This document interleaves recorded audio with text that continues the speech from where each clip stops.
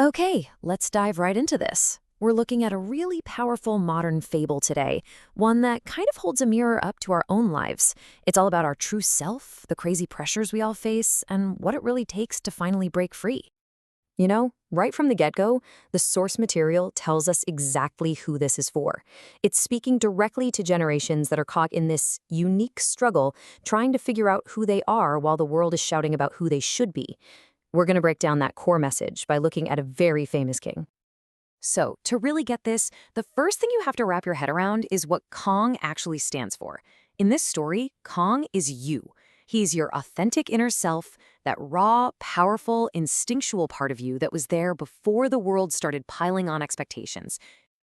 And the story really kicks off when our true self, Kong, is dragged out of his natural world and thrown into this strange, new, and overwhelming place, a place they call New York. But here's the thing. New York in this story isn't the city. Not really. It's a concept. It's the huge, relentless stage of the modern world where every single one of us feels that pressure to perform, to prove our worth, and to chase this very specific version of success. And on this massive stage, ambition, personified by the character Carl Denham, puts our true self right on display for everyone to gawk at and to judge. And in this concrete jungle, it feels like the only direction that matters is up. Okay, and this is where things get really intense. Because on this stage, our true self is bound up, not by one, but by two incredibly powerful and totally different forces.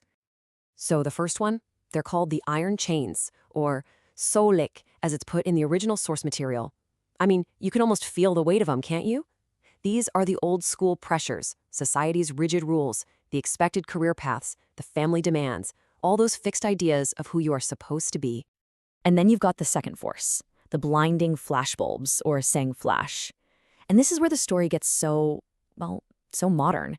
This isn't about old, rusty rules. This is that constant flashing storm of likes, comments, retweets, and the relentless 24/7 judgment of public opinion, both online and off.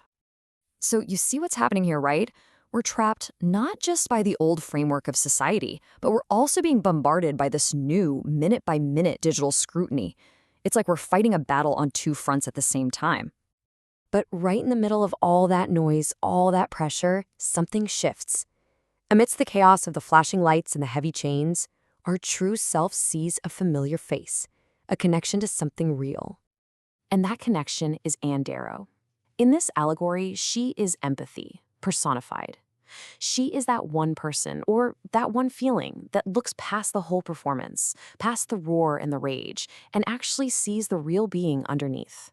Not as a monster, but as something powerful that deserves to be understood. And this is so crucial. While the whole world, with its flashbulbs and chains, is just judging the monster on stage, empathy is the only thing that connects with the soul that's trapped inside. And that one connection, that single glimmer of being truly understood, well, that becomes the spark that lights the fuse for the entire story's explosive turning point. Okay, and here's a really profound insight from the source material. It basically says our true self can put up with a lot. We can endure being caged, being judged, being misunderstood. But the real breaking point, it's not our own suffering. It's when that one thing we care about, that one connection of empathy, is threatened. So when Kong finally breaks those chains, it's not because he's scared for himself, not at all. The roar, the rage, the escape, all of it comes from a selfless, protective instinct to save someone else. And what looks like just pure chaos actually has a very clear purpose. You can break it down. Step 1, he sees empathy is in danger. Step 2, he shatters those iron chains of society. Step 3, he protects the one thing that matters. And finally, step 4. His goal isn't to destroy, it's just to get away from all the noise. So now he's free from the stage, but he's not on a rampage. He's not looking for revenge. He's looking for something totally different. He's looking for a place of peace, high above all the chaos. And where does he run to? The Empire State Building. I mean, it's the ultimate symbol of man-made success, right? But he isn't climbing it to conquer it or to be king of the world. He's climbing it simply to get above the world, to find some quiet. And for just a second, for one beautiful, quiet moment, there's peace. He's up there, high above the frantic city, holding on to empathy, the one thing that's truly real, finally free from all that noise and judgment down below. And this is the final challenging question the story leaves us with. Just when peace is found, you hear it, the roar of airplanes. A whole new kind of critic, one that can follow you all the way to the top.